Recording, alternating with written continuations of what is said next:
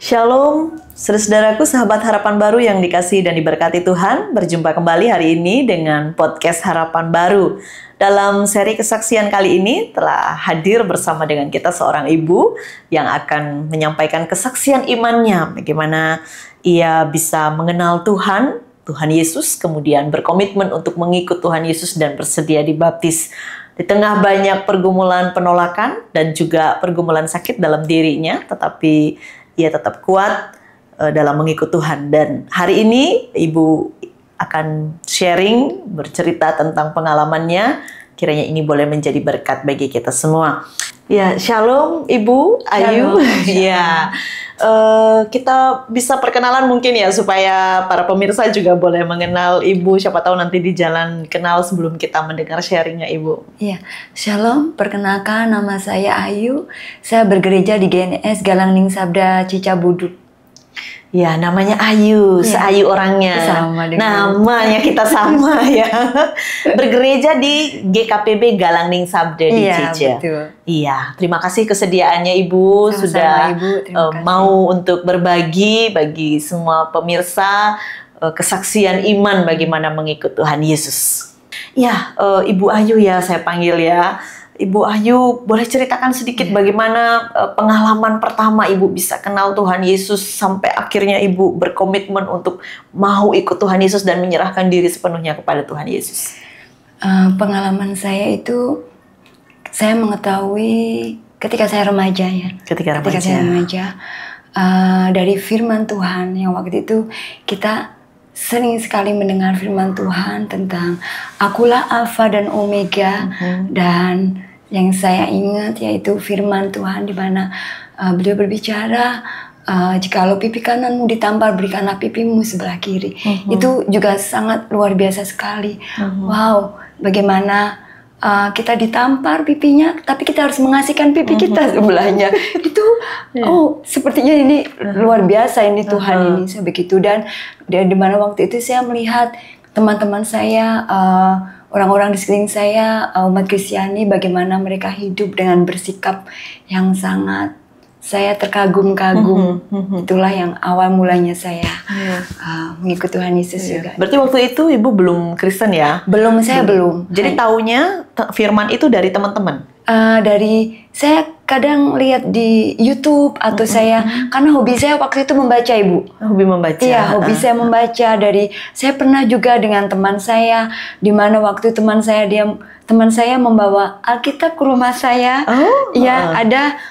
Dan kita saling belajar bersama. Di situ itu juga saya terkagum-kagum. Jadi waktu remaja itu Ibu sudah pernah baca Alkitab? Saya pernah baca, saya pernah baca, tetapi karena saya masih tinggal dengan keluarga juga ya, jadi masih sembunyi-sembunyi Ibu. Jadi udah tertarik sebetulnya ketika membaca Alkitab itu sudah mulai tertarik. Saya terkagum-kagum oleh pengajaran itu ya, yang berbeda, benar, gitu ya. Berbeda, benar. Itu. Kemudian kapan setelah remaja itu Ibu masih tetap dengan keyakinan yang lama? Betul. Masih menyelesaikan sekolah kan gitu ya?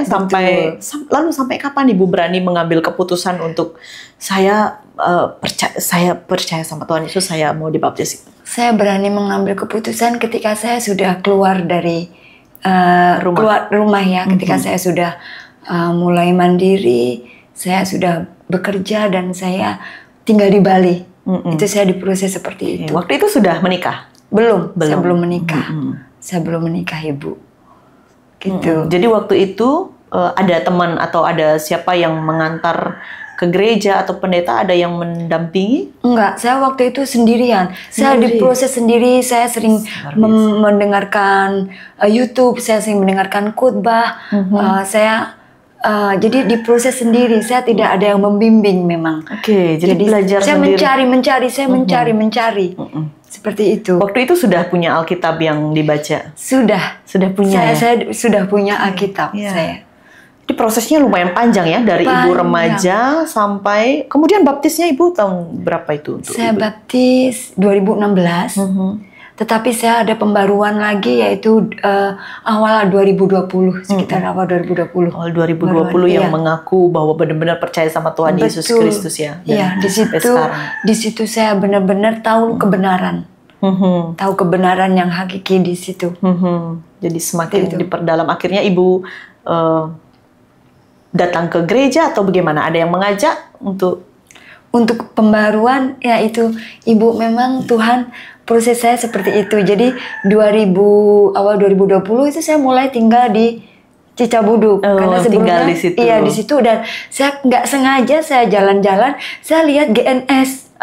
Waktu itu saya nggak tahu kalau itu gereja. Nggak tahu kalau gereja. Iya, disitulah saya dipermudah, saya akhirnya pembaruan dengan dan pada saat itu saya pas lagi awal-awal sakit juga gitu. Iya, pas lagi awal-awal sakit, tapi Tuhan tunjukkan bahwa di sini kamu akan bertumbuh gitu ya. Seperti itu.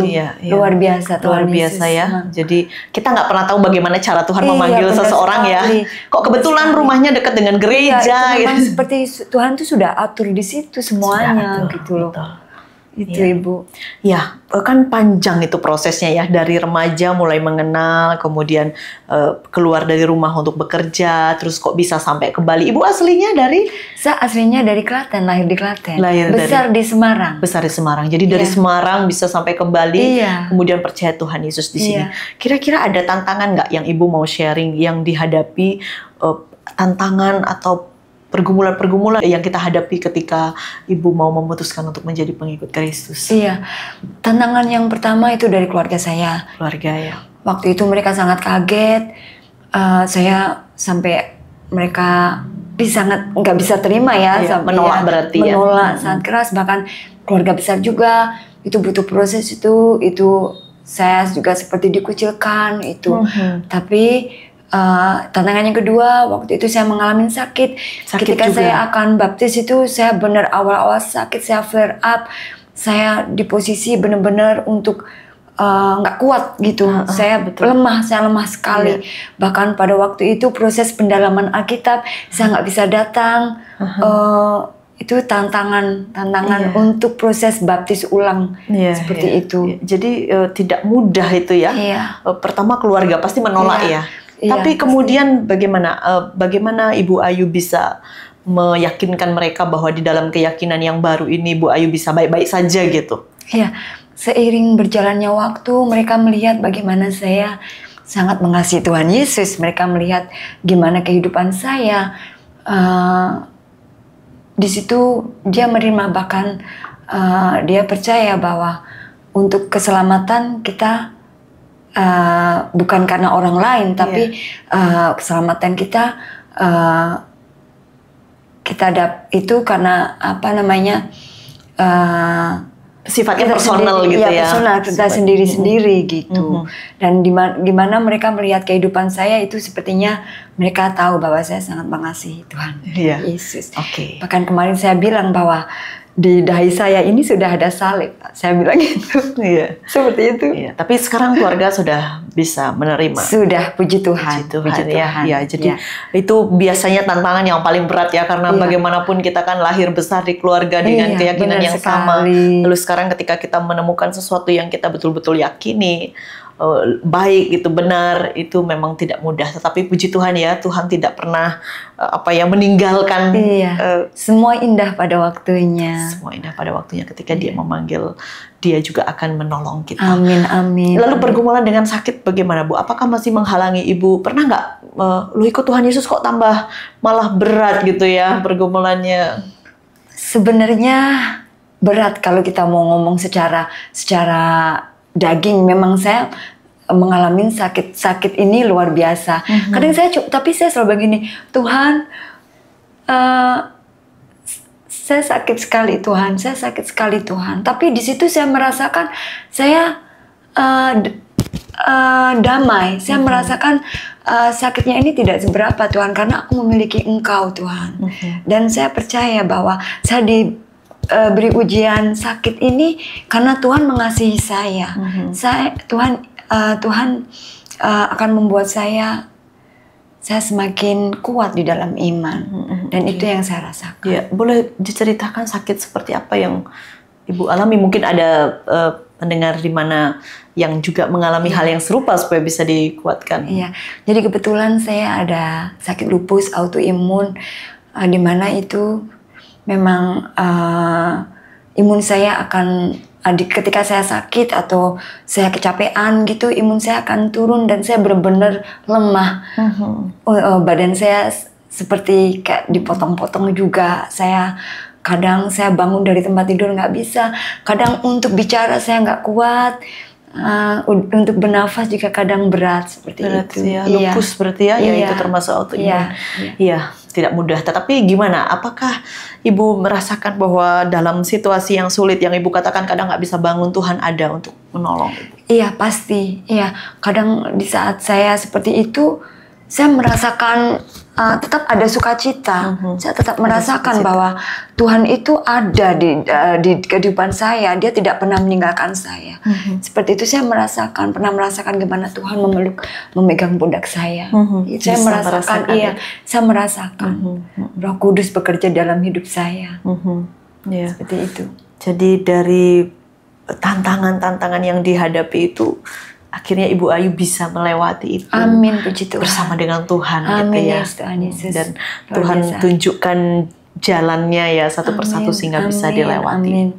Kira-kira Ibu merasakan nggak ada perubahan yang mengarah kepada pertumbuhan iman gitu yang Ibu rasakan dari yang sebelumnya belum hidup di dalam Kristus, kemudian sekarang setelah hidup di dalam Kristus ada perubahan? Puji Tuhan, pastinya Ibu. Saya merasakan saya hidup baru, saya merasakan saya lahir baru Ibu. Saya yang dulu sudah mati, dan saya merasakan iman saya semakin kuat. Saya merasakan saya ini sekarang kalau misalkan dan cara berpikir saya juga beda pastinya. Seperti apa itu misalnya? Ya, jadi saya semakin lebih sabar. Iya, saya semakin lebih tidak mudah marah, saya mengampuni. Ya, kalau dulu mungkin susah ya, orang sabar ya. Iya, kadang masih ada emosi ya, kadang. Ya, kalau misalkan kita dipancing ada orang sekeliling saya ini pasti ada sedikit, tapi saya sekarang sekarang lebih bisa cooling down ya. Ya, sabar. Lebih bisa sabar, tenang. Kira-kira ada pertumbuhan iman nggak yang Ibu rasakan dari semua proses perubahan-perubahan itu? Iya, pertumbuhan iman saya merasakan ketika saya setiap hari membaca firman Tuhan, ketika saya setiap hari mendengarkan lagu-lagu pujian, dan ketika saya sering mendengarkan khotbah, ketika saya juga sering mengikuti persekutuan itu, saya merasakan pertumbuhan iman saya merasakan sekali. Seperti apa pertumbuhan iman yang Ibu rasakan dari ketekunan membaca Alkitab, persekutuan, berdoa? Saya semakin mengasihi Tuhan Yesus. Semakin mengasihi Tuhan Yesus, semakin rindu gitu ya, untuk selalu menyembah. Itu. Berarti setiap hari Ibu lakukan itu. Puji Tuhan. Iya. Dan ketika tidak melakukan ada sesuatu yang kurang. Iya, pastinya. Kayak ada yang kosong pastinya. Iya, pasti ada yang kosong ya. Iya. Jadi ketekunan untuk selalu ingin rindu ya, sama seperti mungkin orang pacaran ya. Iya, karena orang sayang. Tuhan Yesus itu buat saya kekasih jiwa saya, Ibu. Kekasih jiwa saya itu yang saya rasakan. Jadi selalu rindu setiap hari pastinya. Pasti ingin menyapa, ingin mendengar suaranya. Gitu ya. Luar biasa sekali ya. Dan itu tidak hanya terjadi sekali. Iya, dan itu memang harus setiap hari kita harus merasakan itu. Dan itu berlangsung terus-menerus ya. Iya, seperti orang bertubuh itu kan semakin hari semakin harus dipupuk. Semakin tambah. Amin. Ya, puji Tuhan ya, luar biasa sekali. Kira-kira ada sesuatu yang berharga nggak yang Ibu temukan di dalam Kristus setelah Ibu mengenal Kristus? Ada sesuatu yang berharga nggak yang Ibu dapatkan yang kemudian sekarang Ibu akan pegang itu erat-erat? Sesuatu yang berharga pastinya, karena saya sudah mendapatkan keselamatan yang hakiki, keselamatan yang kekal itu. Itu yang puji Tuhan, dan saya merasa bersyukur, itu tidak bisa ternilai. Itu buat saya harta yang berharga. Yang paling berharga, yang paling berharga. Keselamatan. Keselamatan. Iya, karena itu kita terima dengan anugerah ya. Dengan anugerah dan kasih Tuhan. karunia. Iya, betul. Itu. Jadi kalau kita tahu bahwa itu yang paling berharga, berarti tidak akan pernah dilepas lagi. Pasti, amin ya. Iya, akan tetap menjaganya dengan baik, dan kita akan terus bertumbuh di dalamnya. Amin. Iya, luar biasa sekali Bu ya, kesaksian Ibu yang cukup panjang proses itu sampai benar-benar bisa berkomitmen gitu ya, sendiri lagi. Coba bayangkan ya, tidak ada yang menemui, belum ada pasangan waktu itu ya, belum ada pasangan hidup, keluarga juga tidak ada yang ini, benar-benar sendiri tetapi berjuang mencari dan saya meyakini bahwa itu bagian dari panggilan. Iya, itu memang panggilan dari Tuhan. Iya, betul. Itu, dan diproses seperti itu. Diproses seperti itu ya, karena kalau bukan Tuhan yang memanggil, nggak mungkin ada kebetulan gitu ya. Tidak ada. Kebetulan ada teman yang bercerita tentang firman Tuhan, kebetulan ada teman yang bawa Alkitab ke rumah Ibu, kebetulan sekarang tinggalnya di dekat gereja gitu ya. Itu luar biasa sekali, Tuhan sudah persiapkan. Iya. Terima kasih Tuhan Yesus. Terima kasih Tuhan.